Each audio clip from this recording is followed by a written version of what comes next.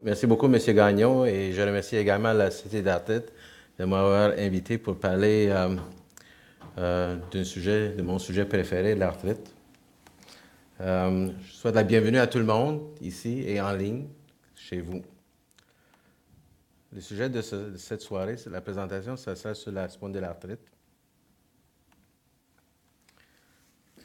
Et avant de commencer, je voudrais juste dire pour les gens qui sont atteints d'arthrite, que pendant les conférences, je vais parler de beaucoup de choses dans la maladie et il ne faut pas penser que tout ce que je parle va vous arriver.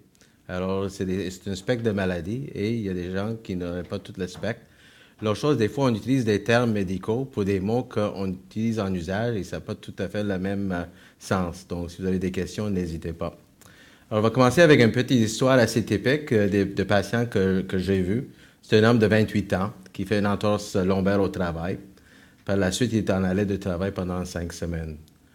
On l'envoie en physiothérapie, on lui donne des médicaments, les anti-inflammatoires non stéroïdiens, il est amélioré de 30%.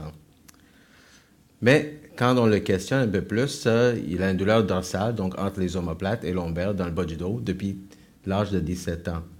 Et les douleurs lombaires et les raideurs, il a difficulté à bouger le matin. Ça prend 2 heures avant qu'il soit plus souple. Et la douleur le réveille dans la nuit.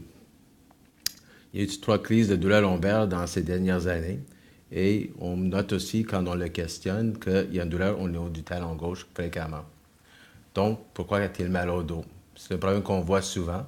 Il y a des clés à l'histoire, comme l'âge, comme les symptômes, qui peuvent nous mettre sur la piste de faire le diagnostic d'une spondylarthrite ou d'autres types.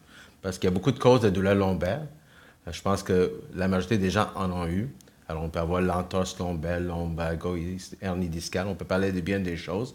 Mais ce soir, le sujet de la conférence, c'est surtout la spondylite ankylosante, qui est un sous-groupe de douleurs lombaires. C'est une maladie où il y a de l'inflammation et qui est différente des douleurs simplement arthrosiques de la colonne. Alors, les objectifs de la soirée, ce sera vraiment de réviser les causes de douleurs lombaires, d'écrire c'est quoi les spondylarthrites, démontrer la difficulté à diagnostiquer les spondylarthrites et un peu comprendre les traitements de ces maladies.